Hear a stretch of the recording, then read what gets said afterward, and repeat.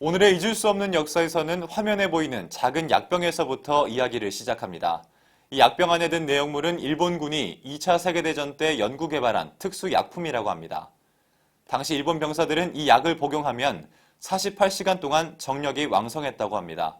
사람을 죽이고 여성을 강간하며 도처에 방화를 하는 등 온갖 몹쓸 짓을 저질렀다고 합니다. 약물을 복용한 병사들은 살인 기계가 되었고 이는 불변의 역사 사실입니다. 일본군의 세균전과 화학전 역시 명백한 증거가 있는 사실입니다. 먼저 여러분과 함께 특수부대였던 관동군 제100 부대에 대해 알아보겠습니다. 당시 이 부대는 대외적으로 관동군 군마 박역창으로 불렸습니다. 그러나 사실은 어땠을까요?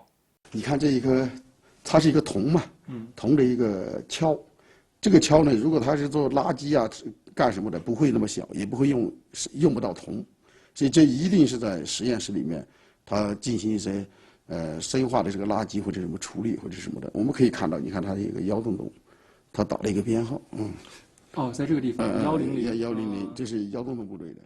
소장품 보관고에는 구리로 제작된 물주전자, 저울, 그리고 크고 작은 시험관들이 진열되어 있습니다.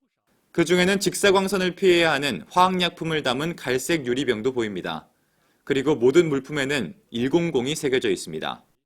이 모든 물품은 민간 수집가 단성 쿠이 씨가 덴시 전쟁터에서 찾아낸 관동군 제100 부대 물품들입니다. 他呢，他是对外为了掩人耳目，所以他对外称呼是一个兽医，兽医部队的。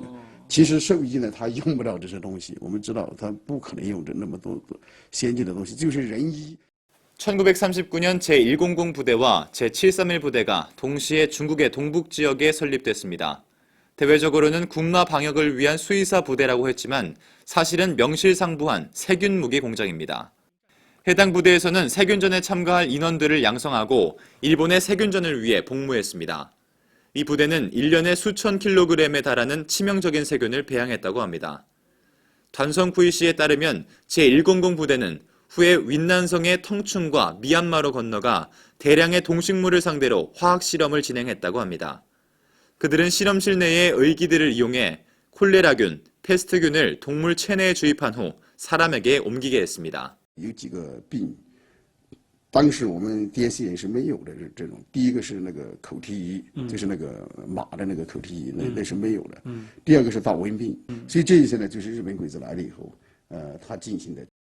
비공식 통계에 따르면 20여만 명의 덴시 민간인이 일본군 제100 부대의 세균 공격으로 사망했습니다. 이 밖에 일본군은 덴시에서 화학무기를 사용했습니다. 단성쿠이 씨가 숭산 전역 유적지를 돌며 대량의 일본군 동무기 탄약 껍데기와 낡아버린 방독면을 발견했습니다. 这是一个防毒面罩，日军的防毒的过滤管，这个它是出土的。那么防毒面罩呢是这样的，就是它是贴在脸上的这一个。 루이사이트 가스는 미란성 독가스입니다. 체내에 침입하면 온몸이 중독됩니다. 단성쿠이 씨에 따르면 1944년 숭산 전역에서 일본군은 중국군을 대처하기 힘겨워지자 독가스를 살포했습니다. 독가스에 노출된 중국 병사들이 실명하고 부상을 입었으며 많은 군인들이 사망했습니다. 헤이그 국제사법회의는 화학무기 사용을 금지하고 있습니다. 일본군은 세균전과 화학전을 펼쳤을 뿐 아니라 덴시 일대에 30여 개 위안소를 설립했습니다.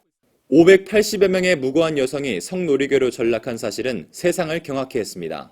我们看到像这个呢，它就是要化妆的慰安所，它慰安所里面有慰安官，有负责慰安的这个人，所以呢，这是必须要化妆，口红啊、描眉啊，这个，特别这个字很清楚的，这是标准的，就是日军的那个妓女或者是什么，这个标志。衣服呢，就是慰安妇的那个穿的日本的服装是吗？和服，他们要着和服，穿日本木屐，是日本等等等等。 1942년 일본은 미얀마를 공략한 뒤 마기의 손을 덴시로 뻗쳤습니다. 윈난을 점령한 뒤 충칭을 소나기에 넣을 작정이었습니다. 세균전, 독가스전, 위안부 등 일본군이 덴시 일대에서 저지른 악행은 이루 다 말할 수 없습니다. 덴시 항일전쟁 기념관 내에 소장된 당시의 10만여 건의 물품이 역사의 진실을 말해주고 있습니다.